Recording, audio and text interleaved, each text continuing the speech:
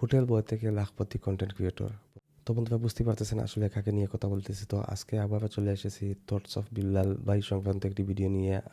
তাকে নিয়ে একটি সংবাদ করেছে ৭১ টিভি। তো তারা আসলে এই শিরোনামটি দিয়েছে যেটি আমি আসলে প্রথমে বলেছি। তো ৭১ টিভি মানে বিল্লাল ভাইকে নিয়ে একটি সংবাদ প্রকাশ করেছে। তো আসলে এই সংবাদটি রিয়াকশন করবো আজকে। তো আর কথা না বলে চলুন ৭১ টিভির সেই সংবাদটি দেখে নেই এবং সেখানে বিল্লাল ভাই কথা বলেছেন। তো আসলে তার এই ইন্টারভিউটি আমি এখনও দেখি নাই। তো চলুন আমরা সবাই একসাথে দেখে নেই। আর বন্ধুরা অবশ্যই আমি যে ভিডিওটি রিয়াকশন করতেছি তো তার লিঙ্ক অবশ্যই ডিসক্রিপশন বক্সে দিয়ে দিব, আপনারা চাইলে সেখান থেকেও দেখে নিতে পারেন।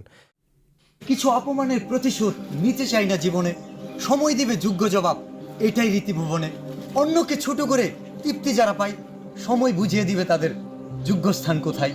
ছিলেন সাধারণ খুবই সুন্দর করে আসলে কথা বললেন, মানে সন্দেহ সন্দেহ কথা বললেন। আসলে মানে ওনার সম্বন্ধে আমার জানাটা খুবই কম, যার কারণে আসলে আমি বলতে পারি নাই। তো উনি আবারও শুনি এই কথাটি। কিছু অপমানের প্রতিশোধ নিতে চাই না জীবনে, সময় দিবে যোগ্য জবাব, এটাই রীতি ভুবনে। অন্যকে ছোট করে তৃপ্তি যারা পায়, সময় বুঝিয়ে দিবে তাদের যোগ্য স্থান কোথায়। ছিলেন সাধারণ হোটেল বয়, সেই পেশা ছেড়ে এখন তিনি সফল কন্টেন্ট ক্রিয়েটর। সামাজিক মাধ্যমে কন্টেন্ট বানিয়ে প্রতি মাসে লাখ লাখ টাকা আয় করছেন এই যুবক। হাঁটতে চাও সফলতার পথে, তবে অজুহাত কেন নিজের সাথে? চেষ্টা করেছো অনেক, হয়নি কোনো লাভ, তাহলে শোনাতে চাই আরেকটি ধাপ। কাব্যগুণ আর দর্শন ভাই একজন হোটেল বয় থেকে আসলে এত সুন্দরভাবে ছন্দ মিলিয়ে কথা বলতেছেন। আসলে আমি এখানে একটি কথা স্বীকার করতেছি, আর সেটি হচ্ছে আসলে গড গিফটেড বলতে কিছু একটা জিনিস আছে, সেটা আসলে আমাদের সামনেই এই বিল্লাল ভাই।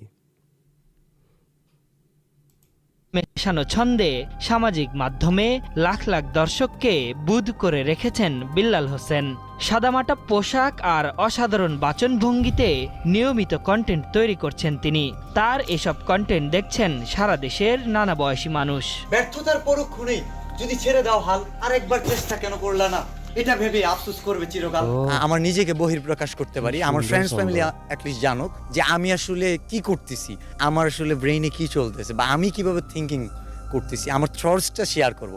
আমার ওই থটস, ওই চিন্তাধারা থেকে কিন্তু আমি থটস অফ বিল্লাল। কন্টেন্ট বানিয়ে শেরপুরের নকলার যুবক বিল্লাল সামাজিক মাধ্যমে পরিচিতি পেয়েছেন থটস অফ বিল্লাল নামে। বর্তমানে ফেসবুকে তার অনুসারীর সংখ্যা 18 লাখেরও বেশি। আমার ফ্রেন্ডস ফ্যামিলি জানে যে হোটেলে চাকরি করে, লাইক হচ্ছে গিয়ে ওয়েটার, খাবার দাবার সার্ভ করে। আমি কখনো এটা অ্যাসপেক্ট করি না, এটা ফরচুনেটলি পেয়ে গেছি, এটা আমি বলবো সব। ওনার ফেসবুকে ফলোয়ার হচ্ছেন 18 লাখ, অর্থাৎ প্রায় 2 মিলিয়নের কাছাকাছি। হয়তো এই ভিডিও আমি যখন আপলোড করতেছি তার মধ্যেই হয়তো 2 মিলিয়ন হয়ে যেতে পারে। ভাগ্যবশত। আর আমি যে এই ভিডিও বানাইয়া, আমার গোল ছিল এটাই যে আমাকে অনেক মানুষ চিনবে। কক্সবাজারের একটি তারকা হোটেলে হোটেল বয়ের চাকরি করতেন বিল্লাল। কাজের মাঝে সময় পেলেই ভিডিও বানিয়ে সামাজিক মাধ্যমে আপলোড করতেন। ধীরে ধীরে কন্টেন্ট তৈরিকে পেশা হিসেবে বেছে নেন এই যুবক। আমি যখন অনলাইন স্ক্রল করতেছিলাম না, আমি কিন্তু 2022 সালে ফেসবুক ইউজই করিনি, মানে টোটালি আমি ফেসবুক চালানো বাদ দিয়েছিলাম, কারণ আমার কাছে মনে হইতেছে অনেক সময় এখানে আমি নষ্ট করতেছি।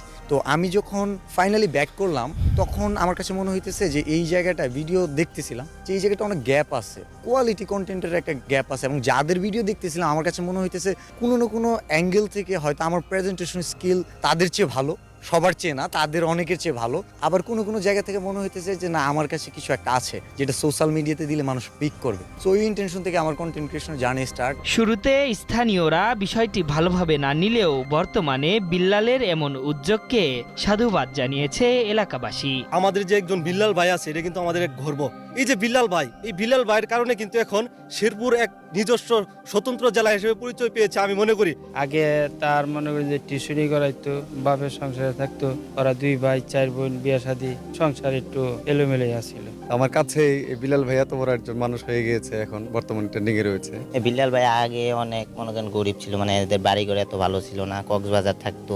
এখন তো বিল্লাল ভাইয়ের সবই আছে। তার যে প্রত্যেকটি ধাপ, তার যে আচার আচরণ, তার যে চলাফেরা, অনেক এস্টাবলিশড একটা পারসন সে।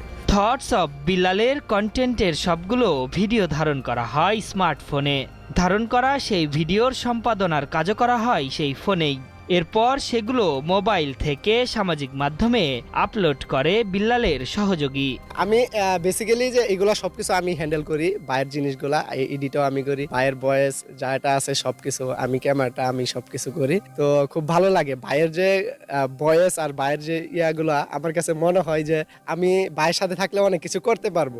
এই পেশায় নিজে সফলতা পেলেও অন্যদের হুমড়ি খেয়ে পড়তে সতর্কতা দিয়েছেন বিল্লাল। যাদের প্রতিভা নাই, ট্যালেন্ট নাই, এবং যাদের এইখানে মনে হবে যে আমার আসলে স্ট্রং কোনো জোন নাই, যে আমার এমন কিছু নাই যেটা আমি অনেকের চেয়ে আগায় আছি, এরকম কিছু যদি সুপার ট্যালেন্ট খুঁজে না পাই, আমার মনে হয় না এখানে সময় নষ্ট করা ঠিক হবে। কন্টেন্ট বানিয়ে এখন সফল অভাবের সংসারে বেড়ে ওঠা বিল্লাল। সোশ্যাল মিডিয়া থেকে উপার্জিত অর্থ দিয়ে নিজের স্বপ্ন পূরণের পথে হাঁটছেন তিনি। এরই মধ্যে ব্যবসা বাণিজ্যর দিকে ঝুঁকেছেন অদম্য এই যুবক। রাতের শেষে ভোরের সূর্য সে তো উঠবেই। আশরাফুল ইসলাম, ৭১। চেষ্টা করো, সফলতার ফুল ঠিকই একদিন ফুটবেই। তো বন্ধুরা আসলে দেখে নিলাম থটস অফ বিল্লাল ভাইকে নিয়ে মানে একটি সংবাদ। তো যাই হোক, আমি প্রথমে বলতে চাই যে আমি ভিডিওর মাঝখানেই বলেছি যে গড গিফটেড বলতে একটি কথা আছে, তো সেটা অবশ্যই বিল্লাল ভাইয়ের কাছে আছে। এবং সবচেয়ে বড় কথা হচ্ছে যে তিনি তার নিজেকে চিনতে পেরেছেন, তার মাঝে যে প্রতিভা আছে সেটি তিনি বুঝতে পেরেছেন না। যদি তিনি তার নিজেকে চিনতে না পারতেন তাহলে তিনি বলতেছেন যে 2022 সালে তিনি মানে ফেসবুক ব্যবহার টোটালি বাদ দিয়ে দিয়েছিলেন, তারপরে আবারও তিনি মানে এসেছেন।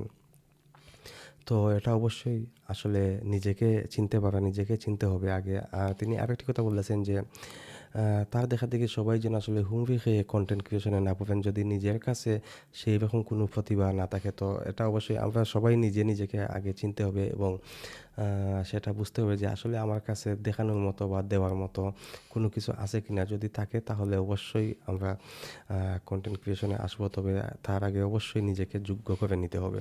তো যাই হোক বন্ধুরা, আসলে মানে বিল্লাল ভাইকে নিয়ে ভিডিওটি দেখেছি, আসলে ওনার সম্বন্ধে তেমন কিছু জানা ছিল না, তো আস্তে আস্তে জানতেছি, ভালোই লাগতেছে। তো যাই হোক, আসলে মানে দেখলাম যে ওনার কাছে আরেকটি জিনিস যেটি তার সবচেয়ে বড় হাতিয়ার, আর সেটি হচ্ছে যে সন্ধে কথা বলা। তো ভালোই লেগেছে এবং আমি আশা করবো যে তিনি আগামীতে আরও অনেক ভিডিও এবং আরও অনেক ছন্দ দিয়ে মানুষকে মানে বিনোদিত করবেন। আর এই প্রত্যাশায় আজকের ভিডিওটি এখন পর্যন্তই। দেখা হবে নেক্সট রিঅ্যাকশন ভিডিওতে। আল্লাহ হাফিজ।